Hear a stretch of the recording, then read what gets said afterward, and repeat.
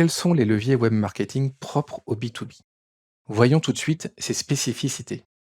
Quels vont être les réseaux pertinents B2B? Tout d'abord, LinkedIn s'impose.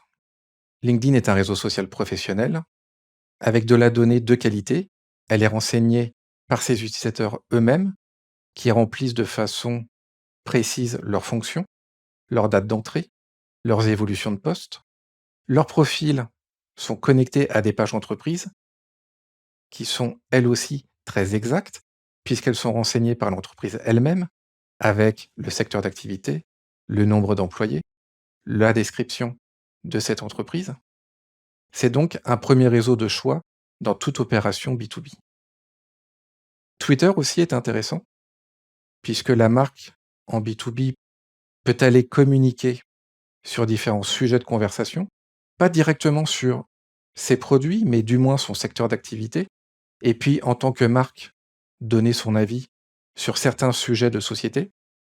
Et enfin, Google Ads va être aussi pertinent, puisque toutes ces conversations, tout votre contenu va générer des recherches à travers les moteurs, et il est intéressant d'occuper le maximum de place dans ces moteurs, que ce soit en naturel ou en payant. Alors on va le voir par la suite, il y a différents types et critères de ciblage sur ces différentes plateformes, mais elles ont des points communs.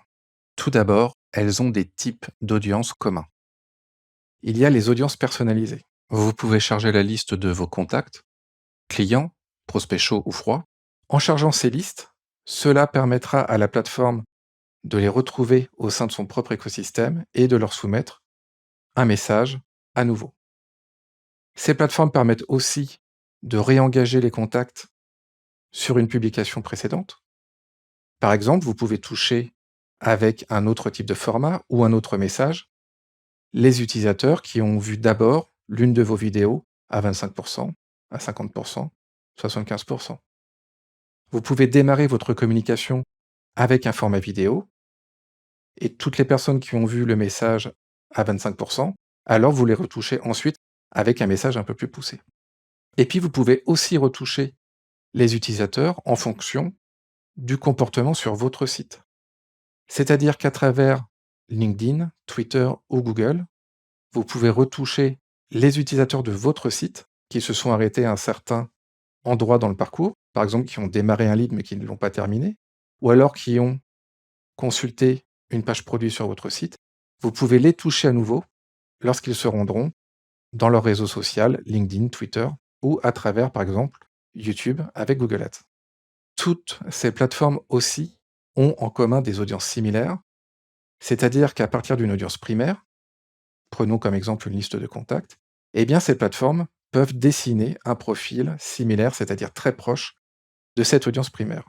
Dans le cas de l'exemple de la liste de contacts, LinkedIn, Twitter, Google peut aller rechercher des contacts qui ont une typologie très proche, un profil très proche de cette audience primaire. Cela vous permet d'élargir votre ciblage tout en gardant un ciblage plus ou moins précis.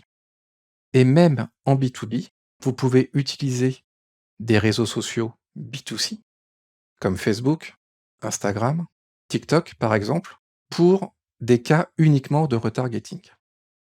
Donc là, nous allons utiliser dans chacune de ces plateformes les audiences de reciblage, c'est-à-dire que vous pouvez toucher les visiteurs d'une page de lead qui n'ont pas été jusqu'au bout, d'une page produit. Vous pouvez aller les toucher à nouveau quand vos propres prospects ont aussi une vie personnelle et lorsqu'ils vont dans leurs réseaux sociaux B2C, eh bien, ils pourront à nouveau être contactés par vos messages. Comme vous le voyez, les capacités de ciblage sont très variées et fines. Voyons dans les prochaines vidéos comment cela s'opère directement dans les plateformes.